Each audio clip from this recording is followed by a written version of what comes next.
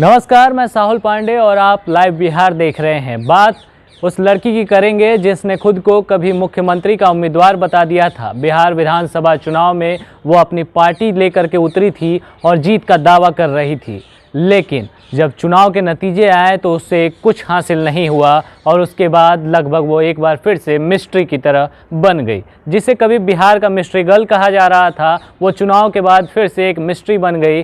कहाँ गई किसी को पता नहीं चला, लेकिन हम आपको उसके बारे में एक बार फिर से बताने जा रहे हैं। जी हाँ, हम बात कर रहे हैं प्लुरल्स पार्टी की प्लुरल्स पार्टी को बनाने वाली और इसकी प्रमुख पुष्पम प्रिया चौधरी के बारे में।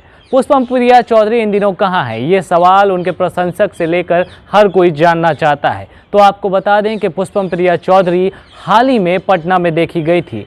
एक रोज़ पहले ही पटना के गांधी मैदान के बाहर रैन बसेरों में रहने वाले लोगों के बीच कंबल बांटती हुई उनकी तस्वीरें सामने आई हैं, जिसे उन्होंने लोगों के बीच जो है अपने फेसबुक हैंडल पे भी शेयर किया है और लिखा है कि इस ठंड में प्लुरल्स आपके साथ है, I will be there for you always, और लिखा है हैशटैग सबका शासन।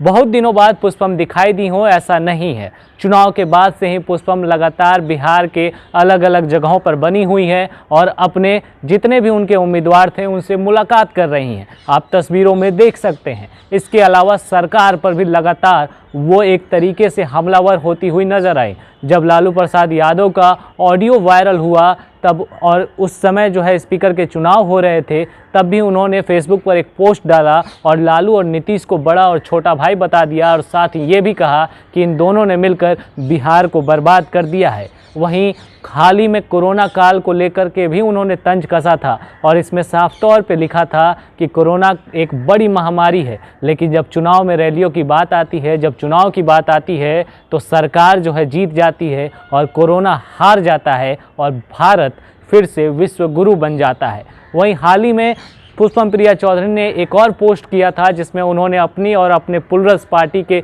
भविष्य को लेकर के जो है संदेश दे दिए थे कि उन्होंने अब एक लंबा रास्ता चुना है और इसका परिणाम भी जो है जल्द देखने को मिलेगा। आपको याद होगा कि बिहार विधानसभा चुनाव में हार के बाद प्लुरल्स ने एक लेटर सामने किया था और इस लेटर्स में जिस तरीके से उन्होंने शब्दों का चयन किया था उससे साफ कहा जा रहा था कि वो बिहार के वोटर्स से संतुष्ट नहीं है और इसीलिए ऐसे शब्दों का प्रयोग कर रही हैं। लेकिन उसी लेटर में उन्होंने जिक्र किया था कि वह बिहार के में होने वाले पंचायती राज के चुनाव में अपने पार्टी के कैंडिडेट्स उतार सकती हैं। ऐसे में साफ लग रहा है कि प्लुरल्स ने जिस लंबे रास्ते को चुनने की बात कही है वो लंबा रास्ता पंचायती राज चुनाव से होकर ही गुजरता है और प्लुरल्स और पुष्पम प्रिया चौधरी इसी की पूरी तैयारी में लगी हुई हैं। तो ये थी अब तक की अपडेट्स जो कि पुष्पम प्रिया चौधरी के बारे में हमने जुटाई थी। तो आप अगर उनके फ़ैन हैं या फिर आप जानना चाहते थे, तो अगर आपके लिए जानकारी काफ़ी है तो ज़रूर इस वीडियो को लाइक, शेयर और कमेंट करें। आगे भी हम इस मिस्ट्री गर्ल के बारे में और जानकारी आप तक पहुंचाते रहेंगे। फिलहाल इस रिपोर्ट में इतना ही। धन्यवाद।